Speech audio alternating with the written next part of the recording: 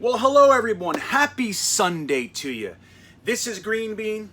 This is the Green Bean Studios. What do you think? This corner of my traveling recreational vehicle has been designated mine. So I spend a lot of time in here, everybody. But this is where I'm going to be having my Sunday sit-downs with you. We will post them every Sunday morning, and we will have a discussion about the topics that are bubbling up that day. So today we have two things. One is, who the hell is this Schapp guy? You want to know who he is? He's a guy that realizes that the Jets fans, Jet Nation, is about as easy to stir up as any group in the entire NFL. When someone needs a story, they need a bunch of clicks, they just say some crazy stuff about the New York Jets, and they watch us go ballistic because we're very defensive and we're tired of being kicked. But so this guy actually comes out and says that the NFL should change its system, which has been going on since 1937. The Jets, if they get the number one pick, do not deserve the first overall pick in the beloved Trevor Lawrence. Like, this kid is so special that the worst team in the league shouldn't be able to get him. Like every other year since 1937. So either this guy just came to the NFL and said, I don't like this system. It's very similar to, like, as a lot of you know, I used to run rehabilitation programs. Now, we would be there for 10 years helping thousands of people, and then every month or so, somebody would come in and ask to speak with me and tell me how they could change everything and how it would run better. They've been there for 4 days, and they've already identified and established a brand new system and all the flaws in our system. It's the same thing with this guy. Either he just got to the NFL and he's thinking, hey, I got a better idea, even though since 1937, the NFL has become the highest grossing sporting company in the country, in the world almost, that somehow the system isn't working. You want to know what it is, guys?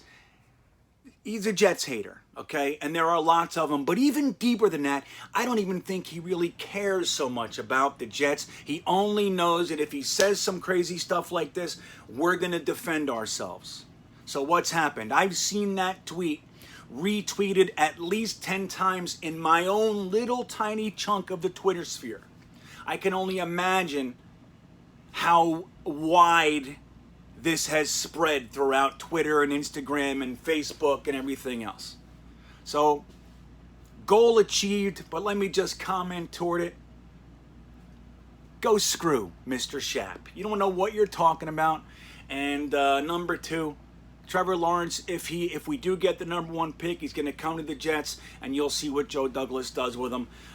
Just like the Colts with Peyton Manning, or the Patriots with Tom Brady, or the Seahawks with Russell Wilson. Don't forget, all these franchises were laughing stocks. Okay? Laughing stocks. Don't forget, the Colts were in the AFC East for many years. They were the worst team in the AFC East outside of the Patriots from time to time, forever. They were the only teams that we'd beat back in the 80s.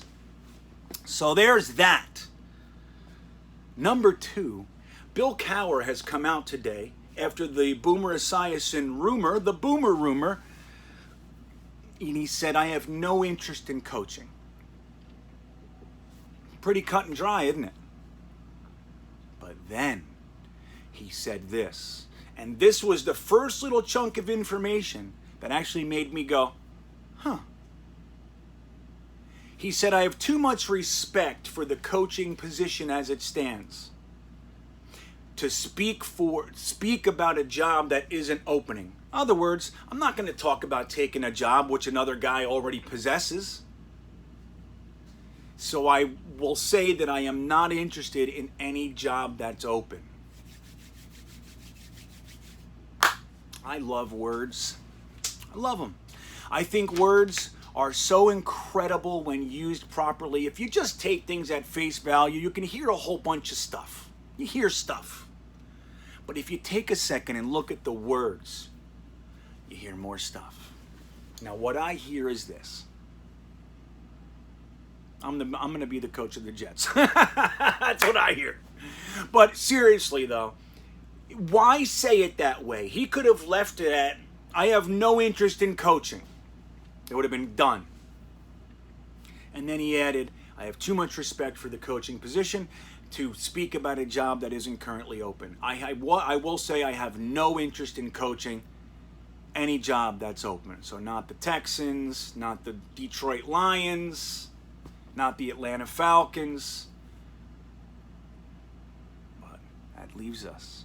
So again, I will say I'm not necessarily pushing, I'm not, gonna be part of the outcry for Bill Cowher, but I will say I am warming to the idea. When you think about it, actually Ryan from Jets Talk 24/7 got me. He had this little speech, he crafted a specific statement, and it sank in. And the way to look at it is, Bill Cowher is not coming here because of his offensive acumen. He's not coming here because of his defensive prowess. He's coming here to do one thing. Now this is or to any sideline. He would be coming to be a leader. He would be coming to be a leader.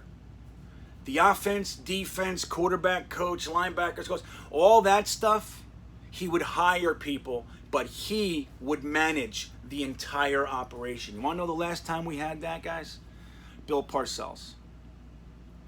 Want to know the last time we had it before him? Weeb Eubank.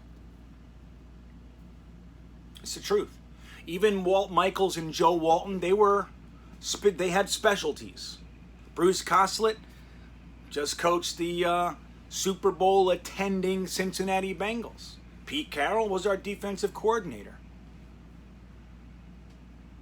Right? And we had Bill Parcells and that whole thing. Then even when he went up to president of football operations, Al Groh, and then they hired Terry Bradway. Herm Edwards was a defensive backs coach, right?